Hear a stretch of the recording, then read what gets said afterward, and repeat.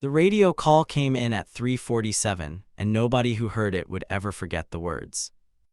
Alpha 2 is down, I say again, Alpha 2 is down, we have a KIA, request immediate extraction. The voice on the other end belonged to Chief Petty Officer Darnell Hoax, a man who had been in combat long enough that his voice rarely changed tone. But that night in the frozen mountain past 60 kilometers from the Afghan-Pakistani border, his voice had something in it that nobody could quite name. Not panic, not grief, something older than both, something final. The transmission went up the chain within seconds. By the time it reached Commander Elliot Marsh at the Joint Special Operations Forward Base in Coast, the words had already taken shape as fact in the minds of everyone who heard them. Alpha 2 was Lieutenant Commander Sierra Voss, female, Navy SEAL, sniper, attached to Task Force Nightfall as primary long-range precision element, 31 years old, call sign, Cold Front. She was gone. That is what they believed. That is what they reported. That is what the casualty notification team began to prepare for, pulling her emergency contact information from the sealed folder in the intelligence section. Her mother in Tucson, Arizona, who worked the early shift at a hospital laundry and had no idea her daughter was anything more than a naval communications officer. Marsh sat with that folder in his hands for 2 minutes and did not open it. He had sent people to their deaths before. He would again. That was the mathematics of the work.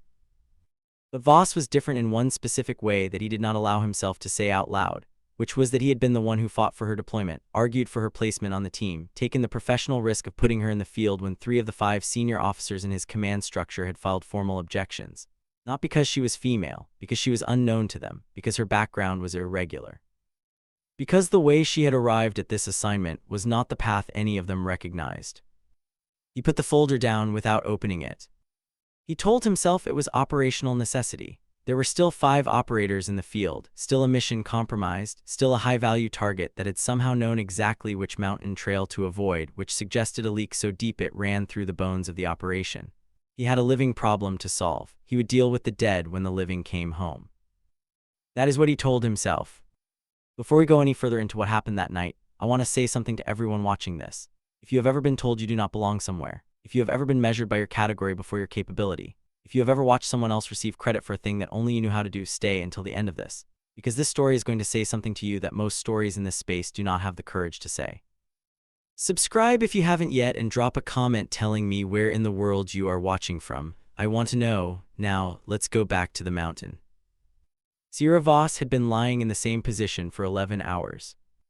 Not 11 hours of action, 11 hours of stillness. The kind of stillness that most human beings cannot sustain for 11 minutes. The kind that requires a specific training of the mind, a specific relationship with time, a specific willingness to let the body become part of the environment rather than an intrusion upon it. Her ghillie suit had collected frost on the outer layer. The temperature at her hide position was -14°C. The wind was coming from the northwest at roughly 12 to 15 knots, gusting irregularly in ways that created chaotic air pressure over the ridgeline, which was a problem for long-range precision work because gusts at that frequency and unpredictability could move a bullet 8 to 12 inches at the ranges she was working. She was working at a range of 1,140 meters. Her rifle was an Mk13 Mod 7 chambered in .300 Winchester Magnum, a system she had worked with for 4 years and understood in the way a musician understands an instrument, not intellectually but physically, the way certain movements of the hand produce certain sounds in certain air. She had made adjustments to the reticle that she had not entered into any official log because the adjustments were personal, derived from hundreds of hours of range work in conditions nobody else had tested her in, and she did not trust the official log to capture things that lived in feel rather than formula. Her spotter was a man named Calder. Petty Officer 2nd Class Marcus Calder, 26 years old, from Baton Rouge, Louisiana, who had been assigned to her 6 weeks earlier as a replacement after her previous spotter rotated out on medical. Calder was competent. He called wind correctly, read terrain well, understood the language of precision work without needing everything explained. But he had not worked with her long enough to know her rhythm, and that gap had shown itself twice in the last 11 hours in small ways. A breath call that was slightly early, a range estimate offered before she had asked for it, nothing dangerous, just evidence of 2 people still learning each other's silences. That gap would matter before the night was over. The target was a man named Khalid Zerari, whose real name was almost certainly not Khalid Zerari, who operated as a facilitation node for a network that moved weapons, money, and occasionally people across a section of mountain border that 3 intelligence agencies had been trying to close for 2 years. He was not a field fighter. He was not a bomb maker. He was something more valuable and more difficult. He was the person who knew the right people on both sides of every wall, and that knowledge had kept him alive and useful and insulated for longer than most men in his position survived. Task Force Nightfall had located him through a chain of signals intelligence that Voss had not been briefed on in full. She had the target description, the target location, the trigger criteria, and the authorization. She did not have the political context, which later she would understand was an intentional omission, and which would be part of what made the night so complicated. The assault element, 5 operators including Hoax, was positioned 800 meters below her on the southern approach to the compound. Their role was secondary to hers. If she made the shot when Zerari emerged to make his nightly satellite call, the assault element would secure the compound and collect intelligence materials. If something went wrong with the shot, misfire, wind event, target behavior change, they would move in on a fast breach and she would provide overwatch. The plan was clean. She had worked cleaner. She had also worked from plans that seemed clean and weren't. At 2:11, Zerari stepped outside. Voss saw him through the scope, first as a heat signature layered on her night vision, then as a physical form as he moved under the single electric light above the compound's rear door. He was taller than the file photographs suggested, which sometimes happened when photographs were taken at angles designed to emphasize threat or diminish it for different audiences. He had a satellite phone in his right hand and a blanket over his shoulders and the particular unhurried movement of a man who believed he was safe. She told herself he is not safe. She told herself this is a clean shot at a lawful target under valid authorization. She adjusted her breathing. She told Calder she was going to the trigger. Calder gave her a wind call, 14 knots from the northwest, gusting to 17, current lull. She agreed with the number. She did not agree with the timing. She wanted the next lull, not the current one, because the current lull had come 4 seconds after a 17-knot gust, and the pattern she had been observing for the last 3 hours suggested the subsequent lull was longer and more stable. She waited. Calder said quietly, "You're past the window." She said nothing. She was counting. She was right. The next lull came. It ran 6 seconds. She took the shot in the second second of it, which is where she had learned, from hundreds of shots and nobody's instruction but her own failed results and corrected understanding, that lulls of this pattern in mountain air were most stable. The shot hit Zerari in the upper chest. He went down. Voss called the hit. Assault element began to move. Everything was proceeding correctly, and then 3 things happened in a sequence so fast that later, reconstructing it in her mind, she could never quite agree with herself on the exact order. The compound's generator went off. Every light died. The electric light above the rear door vanished. The single thermal camera feed the assault element was carrying lost its reference point. And then, from a position that nobody had identified in 11 hours of surveillance, a weapon opened up from the eastern ridgeline, not at the assault element, not at the compound, but directly at her hide position. Whoever was shooting was not aiming at a confirmed target. They were suppressing a grid square. They had approximate knowledge of where she was, not exact, which meant they had been told roughly, not precisely, which meant the intelligence leak was real, and it was somewhere downstream of her exact position data, which was a small consolation that meant nothing while rounds were impacting the frozen earth 12 to 18 inches from her body. She rolled left. She told Calder to move on her command. Calder had already moved, not because she commanded it, but because a round had clipped the equipment bag beside him and he had reacted to that before processing the tactic. His movement was right in outcome, wrong in sequence, and it created a gap between them that the terrain would make very difficult to close quickly. She keyed her radio. She said, "Cold front is in contact, eastern ridge, suppressed position, moving south." Hoax responded, "Copy cold front, we're taking fire from the compound, hold your approach." The assault element was pinned. She was alone, moving south along a ridgeline in -14 degrees of cold with a primary shooter somewhere to her east who was adjusting fire with each volley, which meant they had a spotter too, which meant they were a trained pair, which meant this was not an opportunistic response but a planned ambush. She ran, not carelessly. She ran the way she had been taught to move in denied terrain, using low points, using rock formations, never running on skyline, never committing to a direction until she had a reference point for cover. She was carrying 38 pounds of gear plus her primary weapon, and she had been in the cold for 11 hours, and her hands were performing at approximately 70% of their normal function, which she knew because she had tested them during the last hour of waiting, opening and closing her fingers against the stock in patterns. She used to measure her manual dexterity when temperature became a tactical factor. She did not drop the rifle. This matters. Later, when people tried to reconstruct what happened on that ridge and why she survived what followed, the rifle became a small symbol of something nobody could quite articulate. She had the chance to drop it. Dropping it would have made her faster by 4.8 kilograms and would have freed her dominant hand for other options. She kept it, partly because the rifle was mission critical and she had a professional obligation to the platform. Partly because she had made a calculation, fast and cold and quiet, that if she survived long enough to need it again, she would be glad she had it. She made it 200 meters south before the ground gave way. Not dramatically, not with a great crack of ice. The mountain in that region was a patchwork of frozen surface over hollow spaces, air pockets left by seasonal melt and refreeze that the surface layer concealed perfectly under starlight and night vision. She stepped wrong and the crust broke and she went down, not into an abyss, but into a depression 2 meters deep with a hard stone floor that she hit with her right side, her shoulder absorbing the primary impact in a way that she immediately knew had created damage. Not a break, a separation of some kind. The joint worked, but it burned with a heat that was sharp and wrong. She lay still for 12 seconds. She listened to the shooting above. It was moving south, which meant they had tracked her direction. She could not move south anymore. She could not move north without returning toward the contact. She looked at her options in the dark pocket of depression she was lying in, and she understood, with the particular clarity that comes from having no good choices, that she was going to have to go east. Toward the shooter. Not at the shooter, east and then south, looping under the ridgeline and using the dead ground to come around behind the pursuit element. It was not a bold tactical choice. It was the only remaining direction that had geometry in her favor. She keyed her radio once. One click, distress signal. No voice because she could not know how close the pursuit element was and she did not want sound to give her position.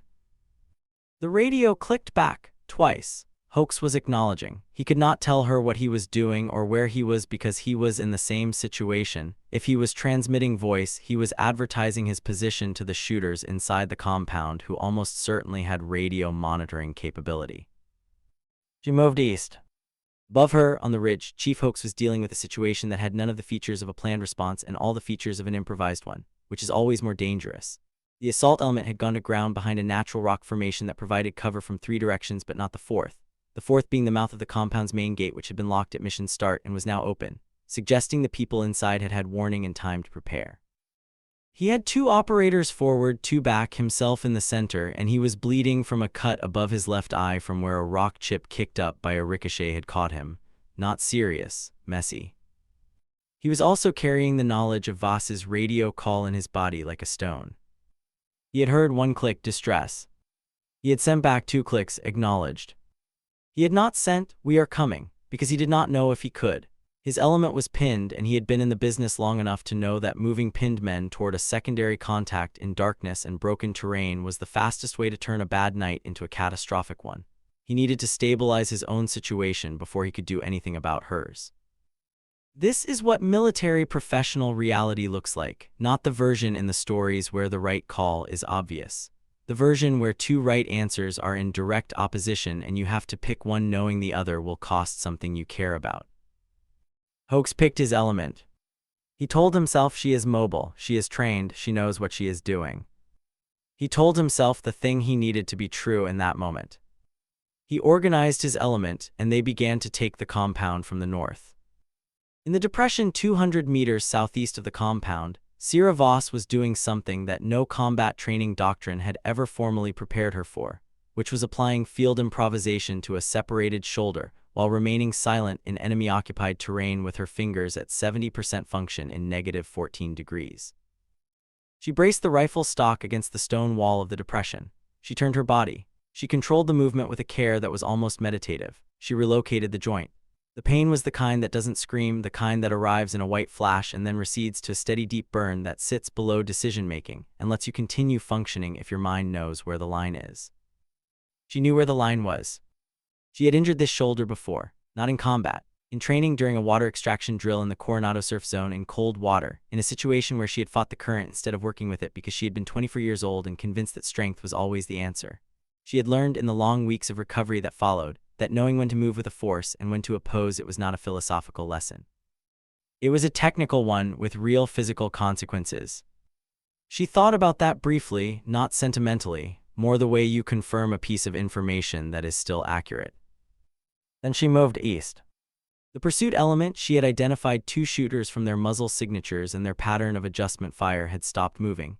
She could hear them, not voices, footsteps on frozen ground. They were pausing, which meant they had lost her, lost a track. In the dark and the cold and the complex terrain, they had estimated her direction and she had changed it, and now they were uncertain. Uncertainty in pursuit is gold. She moved south along a frozen drainage channel that ran at the base of the ridgeline, using the channel bed as a path because it was slightly lower than the surrounding surface, and in the dark, even a few inches of elevation difference can mean the difference between visible and invisible to a person scanning from above. She moved slowly, not from fear. From the understanding that slow movement in hostile terrain makes less sound and less visual signature than fast movement, and that arriving 30 seconds later alive was an infinitely better outcome than arriving 10 seconds earlier dead. The night around her was doing something she had noticed before in extreme cold at altitude. It was becoming luminous. Not brighter exactly, but the darkness had a quality to it that was different from low-altitude darkness, a kind of crystalline texture that made certain shapes more readable than they should have been. She could see the outline of the ridgeline above her clearly enough to navigate by. She could see the footprints she was leaving in the frost. She could see, when she turned her head south, a faint orange-gray quality to the sky at the horizon that was not dawn but was the edge of dawn's approach, perhaps 90 minutes away. Dawn was a deadline. Daylight would strip her of every cover she currently had. She needed to be either inside the compound or far away from it before first light. She ran the numbers in her mind: distance to the compound, terrain between, status of her element, status of the pursuit, her physical condition, her weapon's status. She had not fired since the initial shot, which meant she had a full magazine -1 plus a sidearm with 17 rounds plus 1 in the chamber. She made a decision. She was not going to run. She was going to find the pursuit element before they found her. This is the point in the story where I need you to understand something. The decision Voss made in that drainage channel is not the decision that training doctrine would have suggested. The recommended action for an isolated operator in a compromised overwatch position with a separated shoulder and compromised radio communication is to establish a defensive position and await rescue. That is the doctrine. That is what you do. She understood this. She was not unaware of it. She made a different choice based on a specific calculation that the doctrine writers had not considered, which was that she knew the sun was coming, she knew she was injured, and she knew that a defensive position in daylight with a separated shoulder was not a position. It was a waiting room. She chose to act instead of wait. This will become important later, when people disagree about what she did and why. She found the first shooter 14 minutes later. He was not looking for her. He had stopped moving because his partner had moved south along the ridge and he was holding position, providing overwatch for the active searcher. He was crouched behind a boulder, facing north, his rifle pointed up the ridgeline. He was looking entirely in the wrong direction, not through incompetence, because the last signal he had of her was north of him and he was covering the most logical return route. She came up behind him from the southeast. She made a choice in the last 4 meters that she would think about for a long time afterward. Not the tactical choice, that part was clear. The human choice, the moral accounting that happens in a fraction of a second when you understand that the thing you are about to do will be permanent and will change you in a way that training prepares you for but cannot complete. She made the choice. It was done quickly without sound. She took his radio. She took his weapon, a bolt-action rifle with a night vision-capable optic that told her something about the resources this network had access to. She noted the make, the model, the specific configuration of the optic, information she filed in the part of her mind that would write the after-action notes if she lived to write them. She moved south to find the second shooter. He found her first.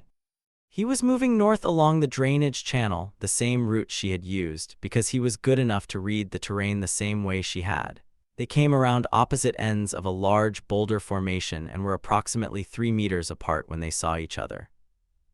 He was faster to his weapon, she was faster to her decision. She went inside his line of fire. Closing distance when an adversary has a weapon advantage removes the advantage, and at 3 meters in the dark, the variables that had been working against her, her injury, her cold hands, the weight and awkwardness of the field, became less relevant because neither of them could use their rifles effectively at that range. She had her sidearm in her left hand, her good hand, and used it. 2 rounds. He went down. She stood in the drainage channel for 5 seconds, breathing, not celebrating, not grieving, processing.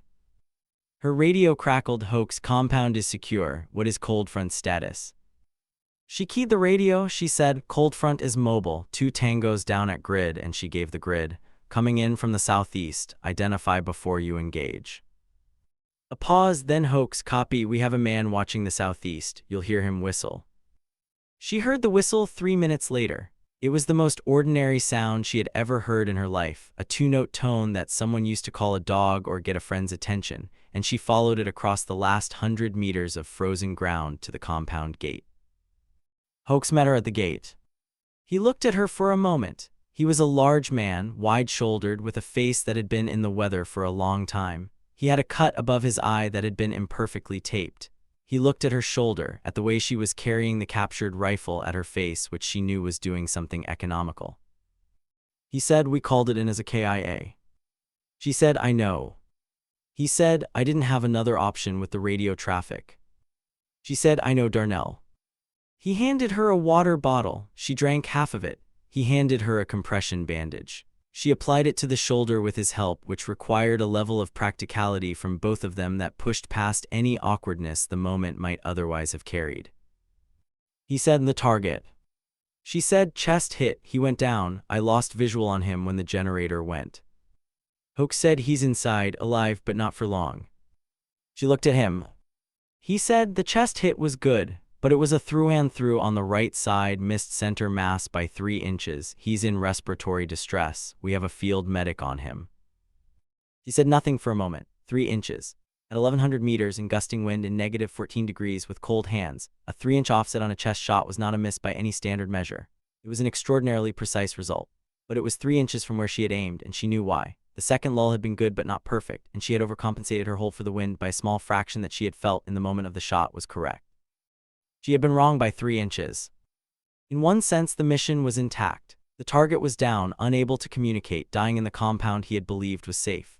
In another sense, she had made an error of judgment in the most consequential moment, and she would carry that error as information about the limits of her own calibration in those specific conditions. Not as failure, as data, but data about something real.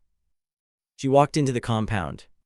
What followed over the next 2 hours was the procedural work of secure site exploitation, the systematic collection of intelligence materials, the documentation of the facility, the stabilization of the wounded, the coordination of extraction.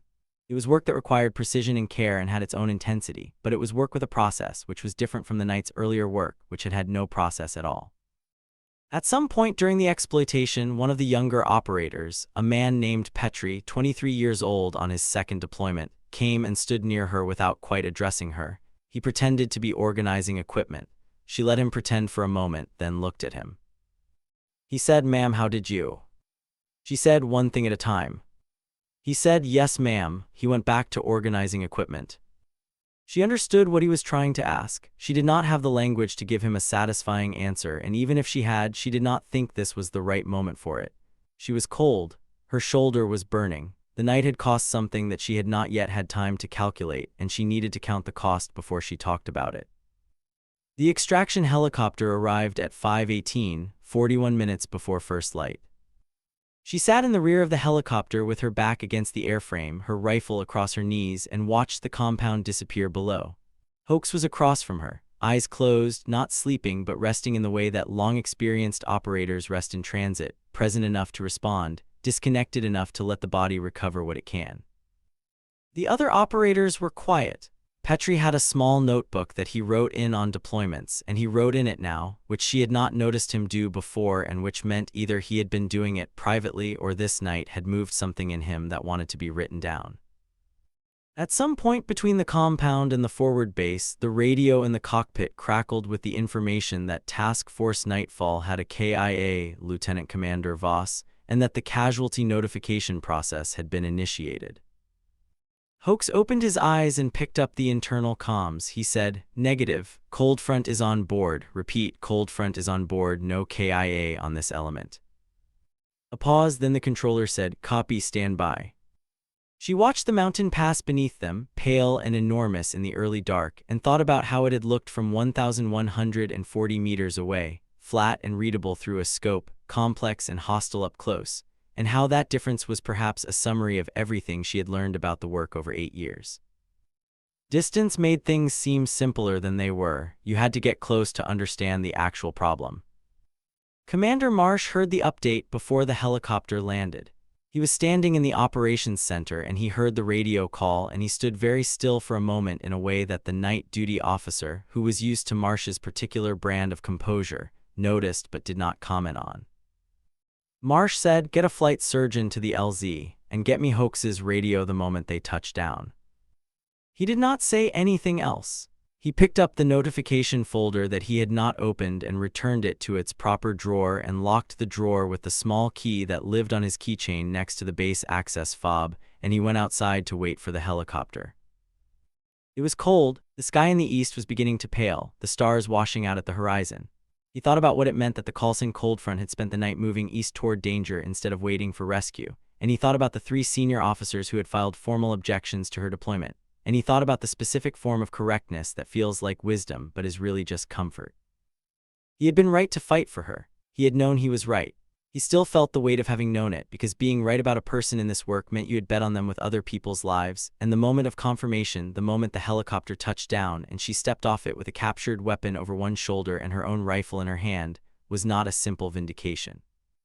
It was a reminder of everything the bet cost every time someone else placed it on someone else and was wrong. She walked toward him. She looked exhausted in the specific way that is not just physical, the particular depletion that comes from operating at the edge of everything you have for an extended period. Her shoulder was bound and her face had the remnants of frost in it still, caught in her hair and her collar, and she was walking with complete steadiness. She stopped in front of him. He said, "Welcome back, Commander." She said, "Commander," a pause. "The target is alive, barely. He'll need to talk to someone qualified before he decides to stop being alive." Marsh said, "Understood." Another pause. "Your positioning data was clean. The leak is upstream of the strike package briefing." She said, "I know. The shooter on the eastern ridge had approximate grid, not precise. Someone gave them a search area." Marsh said, "We'll find it." She said, "Yes, sir." They stood in the pale beginning of the dawn and neither of them said anything about the 11 hours on the ridge or the drainage channel or the 2 men who were no longer alive or the 3 inches that had made the difference between a clean kill and a prolonged situation. There would be time for that. After-action reviews had specific formats. There would be a room with a whiteboard and a lot of careful language and people who had not been on the mountain asking questions in the orderly way that institutions ask questions. She was already thinking about what she would say and what she would leave out and what she would describe in clinical terms so that the room could process it without having to feel it, because she had learned that the feeling was hers and the clinical language was the institution's, and there was a useful separation between the two that protected both parties. She went inside. Calder found her at the debrief staging area 40 minutes later. He had come back on a separate extraction. The field team had gathered the equipment she had abandoned in her movement and brought it in. He was carrying her spotting scope in a case and he handed it to her and then stood there. She said, "Good work tonight." He said, "I moved before your command." She said, "You moved when a round hit your equipment bag. That's a reasonable time to move." He said, "I should have held." She looked at him. He was young and serious and still wound tight from the night, and she understood what he was doing, which was the thing that serious young people do when they survive something that costs something. They look for the error, the thing they should have done differently, because the error is easier to hold than the randomness. She said, "We'll talk about it in the debrief. Write down what you remember while it's accurate." She paused. "You did good work, Calder. The wind calls were right." He said, "The second one was slightly off." She said, "By how much?" He said, "Maybe half a knot." She said, "Half a knot at 1100 meters is within acceptable margin." He said, "Was the shot within acceptable margin?" She said, "That's what the debrief is for."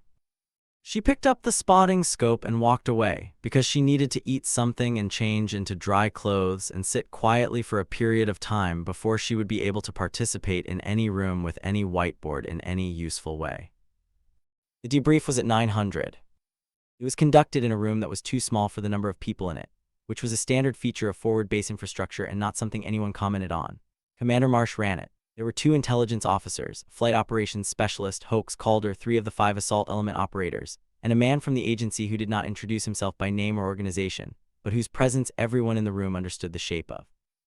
Voss sat at the end of the table closest to the door, which she chose because it was the seat with the most wall behind her and the least foot traffic to her rear.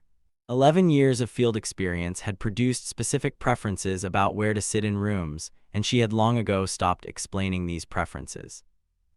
The debrief followed its structure. Hoax reported the assault element's timeline, the contact, the compound breach, the target status. The intelligence officer noted the signal's intelligence that had preceded the operation and the gap in the positioning data that had been transmitted to the network. The unnamed man made notes on a pad and asked 2 questions, both of which were about timing rather than action, and both of which Voss understood as being about the leak's operational window rather than anything anyone in this room had done. Then it was her turn. She walked through it, her timeline, her observations, her shot, the contact, her movement, her decisions. When she described going east toward the pursuit element rather than away from them, one of the intelligence officers looked up from his notes. He did not say anything. She saw the look and continued. When she described the engagement in the drainage channel, the same officer said, "Can you characterize the threat assessment at the time of the first engagement?" She said, "He was armed and in pursuit, and I was between him and the compound. Threat assessment was clear." He said, "And the second engagement was initiated by the adversary." She said, "Correct." He made a note. Marsh said, "Commander, can you speak to the decision to move east rather than establish a defensive position?" She said, "Yes, sir. I assessed that a defensive position in those conditions, with daylight approaching with a separated shoulder, would not hold. The doctrinal recommendation assumes a recoverable position. I did not have one. Moving toward the pursuit was the only direction with terrain geometry I could use." Marsh said, "That decision is going to be reviewed." She said, "Yes, sir, I expected it would be."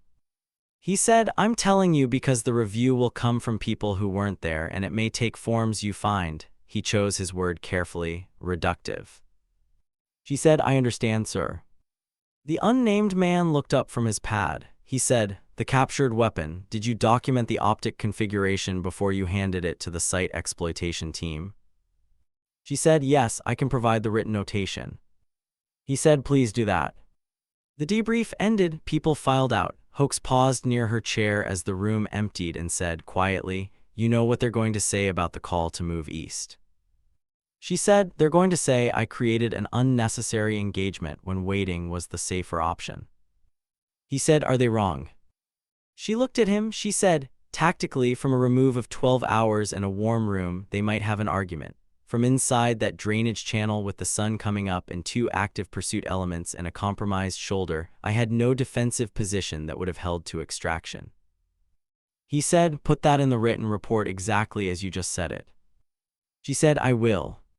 He said, "And Sierra," he almost never used her first name.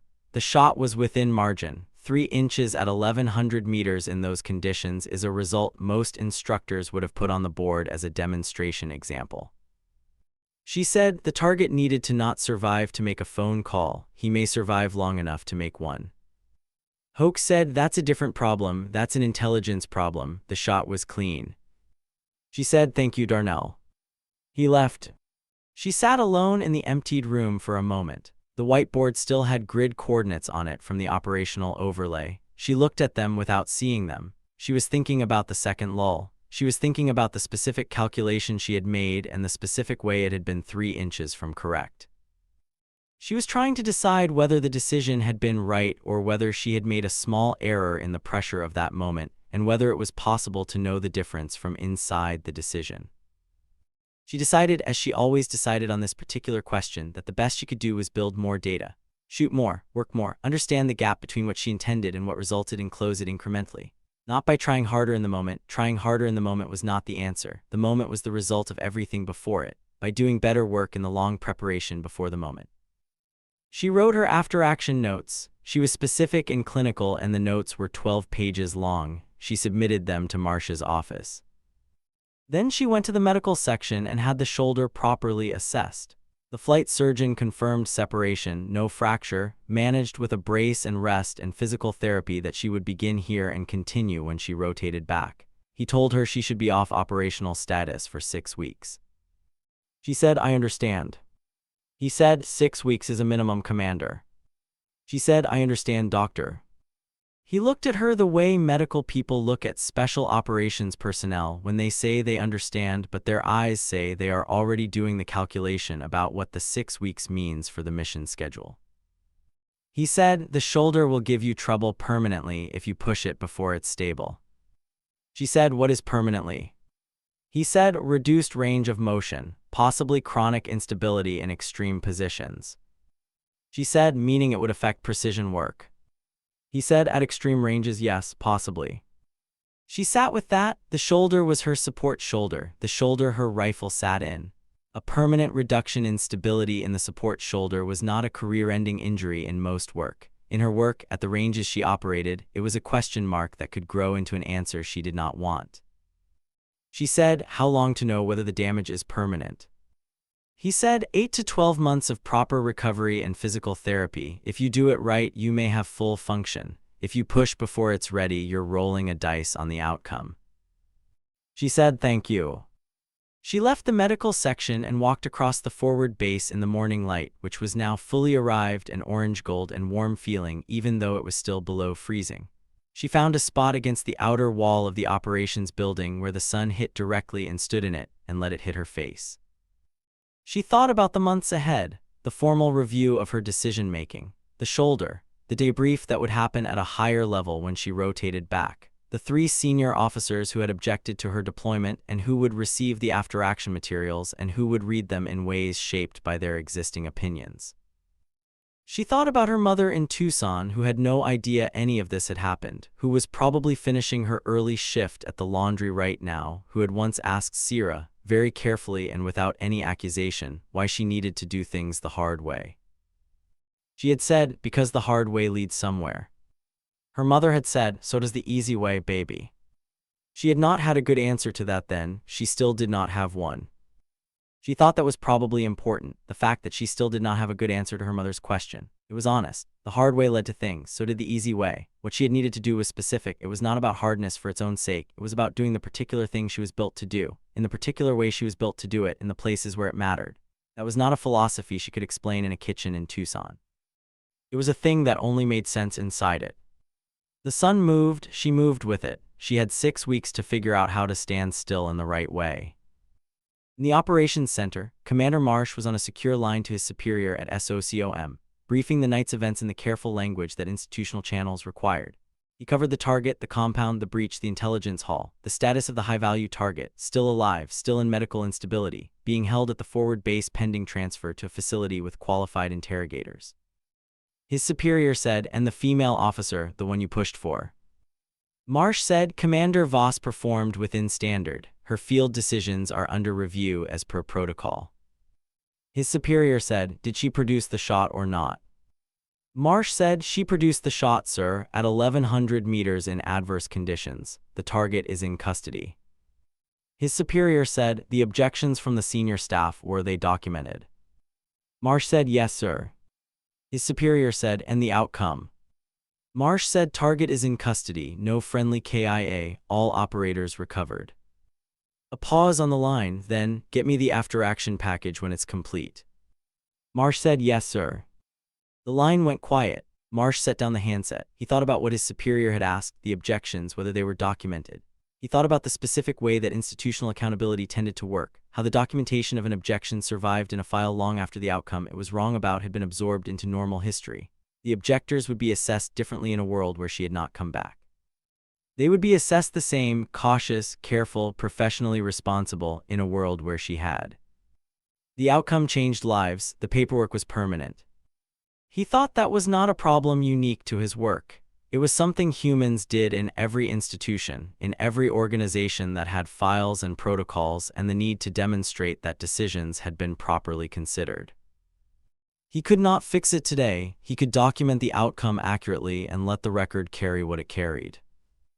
The formal review of Voss's field decisions took place 3 weeks later, conducted remotely via secure video conference because she was still at the forward base, beginning her physical therapy under the flight surgeon's supervision, and the reviewing body was in Coronado. The reviewing body consisted of 4 officers. 2 of them had been in special operations, 2 had not. The two who had been in special operations understood immediately and without needing to be told the specific geometry of the terrain she had described, what a defensive position in those conditions would have meant, why moving east had been the correct decision, how the calculus of the drainage channel engagement worked. They had questions, but the questions were technical. The two who had not been in special operations had different questions. Their questions were not wrong. They were earnest and careful and came from a framework that was real, the framework of doctrine, accountability, the institutional need to verify that operators were not making unilateral decisions based on personal preference when the standard operating procedure existed for valid reasons. She answered all of the questions. She was not irritated by the framework questions. She had been in enough formal reviews to understand that the framework existed because individual operators making unilateral decisions based on personal preference was a real problem that the military had a real interest in preventing. The fact that her decision had been right did not invalidate the framework. It just meant that this particular application of the framework would conclude that she had acted correctly. It did conclude that, unanimously. The formal finding was that her field decisions had been within acceptable parameters given the circumstances, with a note that the movementiste decision had been unconventional but defensible. Unconventional but defensible. She thought about those words for a moment when she read the finding. She thought about what they said about how institutions processed things that didn't fit the expected shape.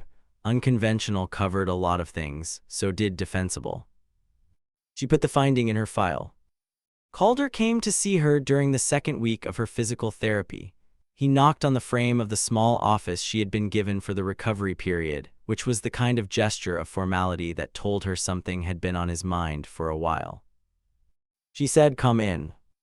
He came in. He sat in the chair across from her desk. He was still wound tight, but differently now. The acute tightness of the night had faded and been replaced by something more settled, the kind of sustained discomfort that comes from processing rather than reacting.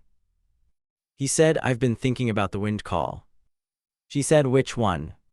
He said, "The one I gave you before the shot, the 14-knot call." She said, "It was accurate." He said, "But you waited for the second lull." She said, "Yes." He said, "Because you disagreed with the timing." She said, "I had a different read on the lull pattern." He said, "I should have seen that." She looked at him. She said, "Calder, we had been together for 6 weeks. You read the wind correctly. The number was right. The timing judgment was a product of 3 hours of direct observation, which was mine to make because my position gave me the specific data point." He said, "So how do I learn that, the lull reading?" She said, "You accumulate data, you track lull patterns in specific terrain types in specific temperature bands, and you build a library of what you've seen and you compare it to what you're seeing. It takes time, it can't be briefed." He said, "You could write it down." She said, "Parts of it, the parts that are systematic, not the parts that are felt." He said, "How do you know the difference?" She said, "You find out by being wrong. You think something is systematic and it turns out to be felt, and you know that because in a different context the systematic rule fails and you have to rely on the felt thing, which you hadn't developed yet because you thought the rule covered it." He sat with that. He said, "Did you think you would come back?" She said, "From the drainage channel." He said, "From any of it, after the generator went." She said, "I didn't think in those terms." He said, "What terms did you think in?" She said, "Next step."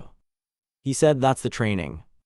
She said, "That's the training, and that's also what happens when you stop having access to any larger frame. When the situation reduces to small enough pieces, you work the small piece." He said, "And when you had to go east?" She said, "I had a direction with geometry in my favor and directions without it. I took the one with geometry." He said, "It wasn't that simple." She said, "No, but that's how it worked in practice." He nodded slowly. He said, "I'm going to be a better spotter." She said, "I know." He said, "How do you know?" She said, "Because you're asking questions that take longer to answer than they took to ask." He left. She sat in her small office with her arm in its brace and thought about what made someone good at the kind of work she did. Not the physical training, not the intellectual preparation, not even the specific technical skills that took years to develop. Those were necessary conditions, but not sufficient ones. The sufficient condition was harder to name because it lived below the level of instruction. It was something about the way you processed being alone in a difficult situation and the specific quality of decision-making that emerged when all of the safety nets of structure and communication and backup were gone.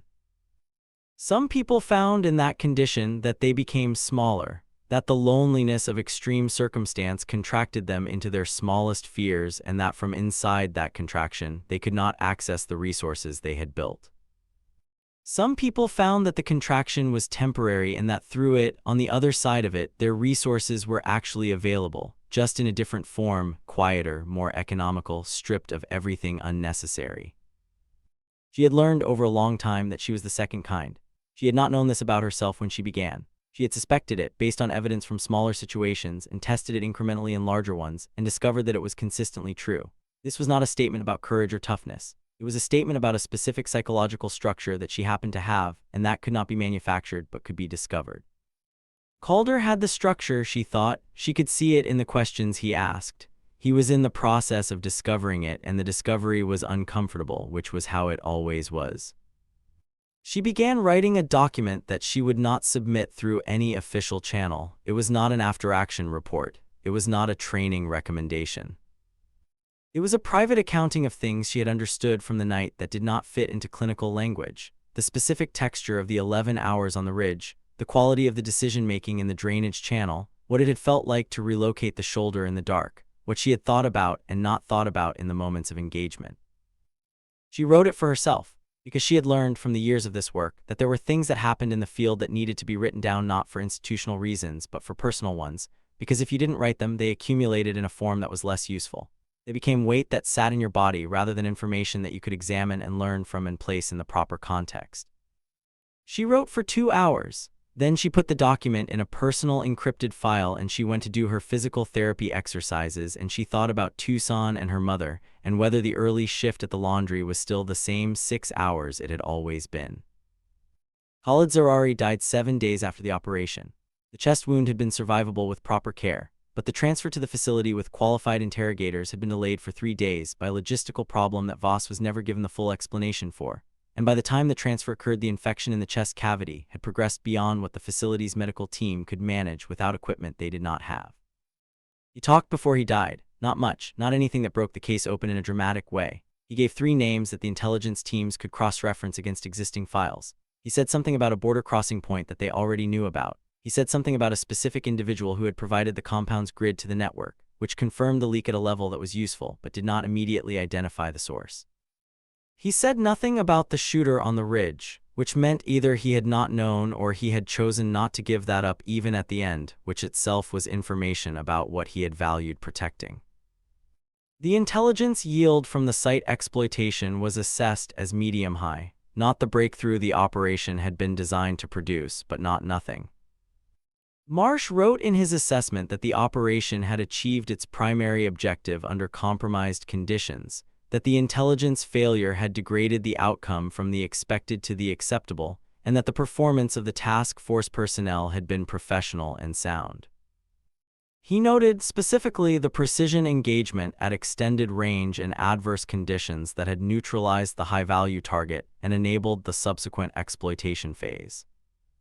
He did not name her in the body of the assessment. Her name was in the attached personnel performance documentation. This was the correct procedure. He followed it exactly. The 3 senior officers who had filed formal objections to her deployment received copies of the full after-action package through the standard distribution channel. None of them filed any follow-up documentation. None of them communicated directly with Marsh about the outcome. One of them, the most senior, requested Marsh's assessment of her fitness for continued special operations assignment, which was a standard administrative request and not an unusual one. Marsh wrote exceptional in the relevant category fields. He attached the formal review finding. He attached his own assessment notes. He did not write, "I told you so." He was not built for that kind of vindication, and more importantly, he understood that it was not vindication that mattered. What mattered was the next time. The next objection from the next senior officer about the next person whose background was irregular or whose path was unrecognized. The outcome here was data that would sit in a file and could be cited. That was the function of outcomes in institutional settings. That was the slow, unromantic way that things changed. Petrie, the youngest operator in the assault element, the one who had stood near her during the site exploitation and tried to find the words, spent the next several weeks in the ordinary rhythm of the forward base. Training, maintenance, monitoring, the particular combination of boredom and readiness that characterizes life between operations. He wrote in his notebook regularly. He had been writing since his first deployment, mostly observations, things that struck him as worth remembering that didn't fit anywhere in the official reporting. He wrote about the drainage channel, not what had happened in it, he hadn't been there, what had been reported about it, what it meant to him as a piece of information about how people behaved under conditions that stripped everything down. He wrote, "She went east. When west was dead and north was contact and south was running away, she went east. That's not in any doctrine I've read. I think it's in something else. I don't know what to call it yet." He was 23. He had time to figure out what to call it. Hoax rotated out of the forward base 4 weeks after the operation. He had another 3 months left on his current contract, but an administrative reassignment moved him to a training role at a facility in Virginia. He did not particularly want a training role, but he understood that the rotation was partly protective. That after the night of the operation, which had been longer and more costly in specific ways than any after-action report would fully capture, the people who managed these things wanted him somewhere that would let him recover without anyone calling it recovery. He trained junior operators. He was patient with them in ways he had not always been patient in his own early career, which was a change that he noted without analyzing too closely. He told them things that were not in the formal curricula, not secrets, just the information that lived in the space between doctrine and experience, the kind that could only be passed person to person. He told one class when they were working on radio communication protocols under stress, that there was a moment in extreme field conditions when the radio became the most important and most dangerous thing you carried. Most important because it was the link to everything, most dangerous because what you said on it, and when you said it had consequences that radiated in multiple directions at once. He said, "I once transmitted a KIA that wasn't. I had a reason. The situation required it. The operator I reported KIA understood why after, but it changed things between us in a way that I can't fully describe, and that was real and that both of us are still carrying." A student asked, "Changed how, Chief?" He said, "Careful." The student said, "Sir." He said, "Changed careful. I'm more careful now about what I say I know, and when I say it, that's what I mean." He dismissed the class. He stood for a moment in the empty room and thought about the word careful and how it contained more than people usually put in it. Voss was cleared for operational status 11 weeks after the operation, 5 weeks later than the flight surgeon had recommended as the minimum. The shoulder had responded well to the physical therapy, not perfectly, but well enough that the flight surgeon was willing to sign off on a return to duty with a note that she should monitor the joint under extreme cold and report any instability in the support position.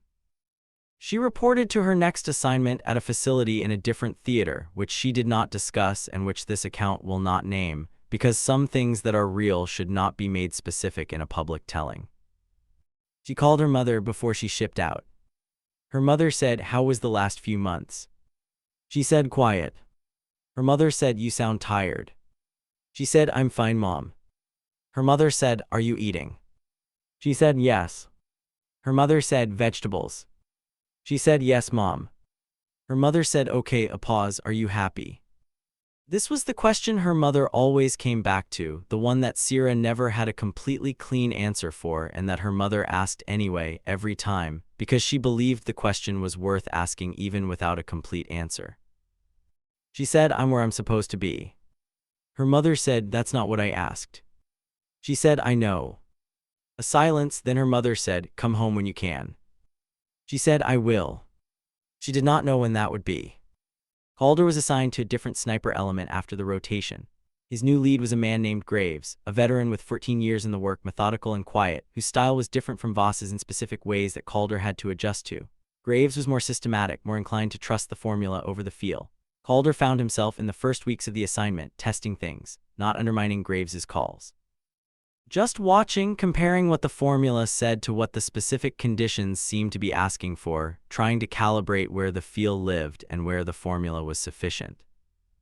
He wrote to Voss once, a brief message through an official channel, to report that he was in a good assignment and that he had been working on lull pattern observation in desert terrain, which was different from mountain terrain, and that he had found 3 systematic rules that held and 2 things that seemed to require the felt reading.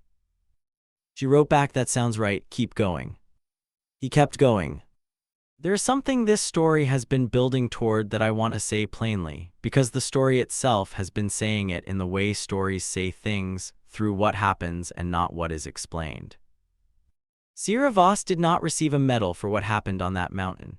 She received the formal review finding unconventional but defensible and a personnel assessment from Commander Marsh that used the word exceptional and the ordinary continuation of her career.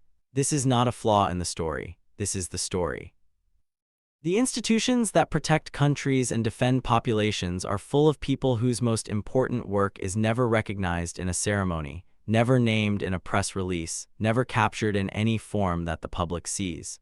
This is partly because operational security requires it. It is also partly because recognition requires someone to do the recognizing, and the people in a position to do it are often working from frameworks that see unconventional but defensible as a category that sits below exceptional in the ranking, even when the outcome was the same. She had known this when she started. She had known it would be this way. She had made the choice anyway, which is the only kind of choice that means anything, the one you make after you understand the cost, not the one you make before. She had been called dead. She had walked out of the mountain that called her dead, and she had come back, not to prove anything to the people who had made the call, not to receive anything from them, just because the work was not done and she was still able to do it. That is not a simple kind of courage. It is not the loud kind. It is the kind that sits so close to the ordinary that most people looking from outside would not see it as courage at all. They would see a person doing her job. They would be both wrong and right. The mountain did not care about any of it. The mountain was still there, in its particular frozen enormity, with its hollow pockets under the frozen crust and its ridgelines that looked flat through a scope and were not, and its gusting wind that played with lulls in patterns that took 3 hours of patient watching to begin to understand. It would be there for the next person, and the one after that, and the one after that. This is how the work gets done, not in moments of impossible heroism. In 11 hours of stillness and one shot in the best available lull and one decision to go east when every other direction had run out. Petrie finished his third deployment 2 years after the mountain. He was 25 now, not 23, and the difference was not just the number. He had been in 3 situations since then that had asked him a version of the question the mountain asked. Each time he had found his way through. Each time what he had used was not what he had been formally taught, though formal teaching was part of it. What he had used was the thing he had been in the process of discovering at 23 when he wrote in his notebook, "She went east." He had found out what to call it. He called it direction without doctrine. The moment after you have ruled out every direction that the doctrine covers, what you do in that moment is not taught. It is built from every smaller version of the same situation you have survived before, built from watching other people navigate it and noticing what they do and why, built from asking questions that take longer to answer than they took to ask. He had a team now, 3 younger operators who had come to him the way he had come to the mission that night on the mountain, ready, trained, not quite finished. He told them things, not the same things Voss had told him, because she had given him what she had and he was giving them what he had, which was a different set of things built from a different accumulation. He told them one specific thing that he said came from a source he would not name, because the source was still active in a theater he could not specify, and nomming operational people was not something he did. He said, when you have run out of directions and you are choosing between bad options, choose the one that has geometry in your favor, even if it looks wrong from outside, especially if it looks wrong from outside. They wrote it down, not all of them. The ones who wrote it down were the ones who had already understood from their smaller situations that the work was in the details. The ones who didn't write it down would learn later from a situation that required it. That was fine too. That was how it happened. The notification folder that Marsh had never opened sat in its drawer in the operations center at Coast for another 8 months before the forward base was consolidated and the facility closed. When the administrative staff packed the operations center, a logistics specialist found the folder in the locked drawer during the inventory. It had Voss's name on it in the standard casualty notification format, and a date that was the date of the operation. The specialist noted it in the closing inventory as notification folder, unused, dated, retained for administrative record. No one was going to read it. No one needed to. The fact that it was unused was the record. The fact that it was unused was the entire story of the night, contained in a file that most people who read the closing inventory would pass over without a second look. Marsh by then was at a different assignment. He had received a promotion which he did not connect to any single operation, but which arrived in the way that these things arrived for people who consistently produced good outcomes, quietly, by accumulation, without ceremony. He kept the keychain with the small key on it. The key did not open anything anymore. The drawer it had locked was in a facility that no longer existed. He kept it because removing it from the keychain required making a decision to remove it, and he had not made that decision. There was a word for what Voss had done on that mountain that he had been looking for since the morning she walked off the helicopter with frost still in her hair and a captured weapon in her hand. He had not found it in the formal review language. He had not found it in the after-action report. He had not found it in any of the standard frameworks he used to assess performance. He had found it, eventually, in something his father had said to him when he was 17, before he went into the military, about the difference between the people who understood their work and the people who were only inside their work. His father had said that the ones who understood it could be taken out of their context and set down in a completely different context and still do something useful, because what they had was not a set of skills for specific conditions but a way of being in conditions. That the skill was a product of the way of being, not the other way around. He had remembered this at various points in his career. He had remembered it watching Voss in the debrief, answering questions about a drainage channel engagement with the same specificity and economy of language that she used to describe an 1100-meter shot. She had a way of being in conditions. It was not common, it could not be manufactured. The institutional question that kept him up at odd hours was how you identified it before you put someone in the conditions, how you created the circumstances for it to develop, how you ensured that the formal objections from the people who hadn't been in the field didn't prevent the people who had the way from ever being put in the conditions where it could emerge. He did not have a complete answer. He had a practice which was, fight for the people who show you evidence of it, document the outcomes, let the record do what records do, which is accumulate until the accumulation can speak for itself. It was not a fast way, it was not a satisfying way, it was the way that was available. He worked it. Voss, in her new assignment in the unnamed theater, encountered a situation in her 4th week that required her to train a local partnered force element in precision long-range work. It was not the assignment she had expected or the one that used her skills most directly. It was the assignment that the operational situation required. She trained them. She was patient with them in a specific way, not patient in the sense of not minding when they were slow, but patient in the sense of understanding that the slowness was a stage in the development and that accelerating past it was counterproductive. She identified in the group of 12, 3 who had the structural things she was looking for. She spent more time with those 3 without making it visible, because making it visible would have changed the dynamic in ways that were not useful. One of the 3 was a young woman, 22 years old, who had been assigned to the precision element through a combination of her own request and the assessment of a supervisor who had noticed something. She was not the best shot in the group at the start of the training. She was the most patient observer. She would watch a condition, wind, light, temperature change, the specific way the local terrain interacted with each, for longer than was comfortable. And then when she made a judgment about it, the judgment was more often right than the judgments of people who had moved faster to their conclusion. Voss noted this without saying anything for 2 weeks. Then she put the young woman in an observation exercise that required 11 hours of stillness in a cold, elevated position, noting micro-changes in environmental conditions at regular intervals. The young woman came out of the exercise with 8 pages of notes. She had noted things that Voss had not specified to look for. She had developed over the course of 11 hours a preliminary model of the local terrain's interaction with wind that was partially correct and partially not, and the incorrectness was in the places where she did not yet have enough data, not in the reasoning. Voss read the notes, she handed them back, she said, "Keep going." The young woman looked at her, she said, "Am I right?" Voss said, "In 8 places you are right, in 3 places you need more data, in 1 place you made a reasonable wrong assumption that more data will fix." The young woman said, "Which places?" Voss said, "Figure it out." The young woman went back to her observation position the next day.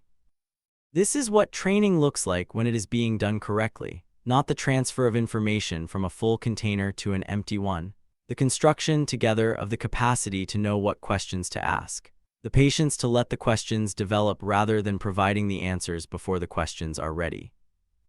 Calder had known it, Petrie was learning it. The young woman in the unnamed theater was beginning to know it without yet having words for what she was beginning to know. The mountain was still there, the work continued.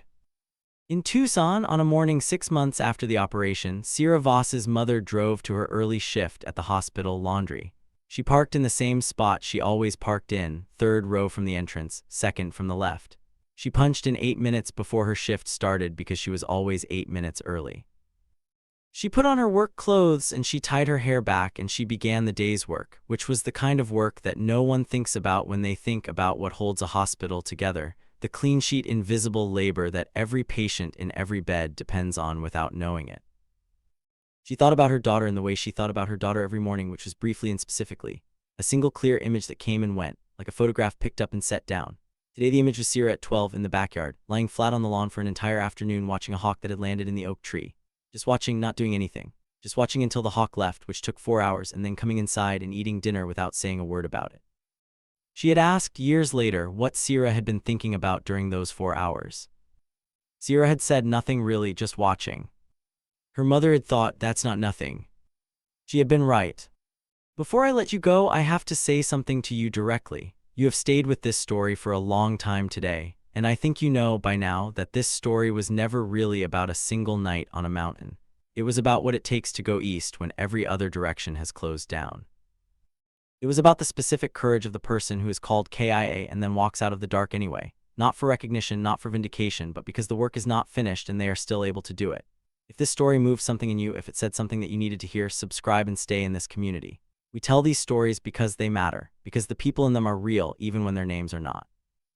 Drop a comment below and tell me which part of this stayed with you, and tell me where in the world you are watching from. I want to know. Until the next one, stay sharp, stay patient, and remember, the lull will come. Wait for the right one.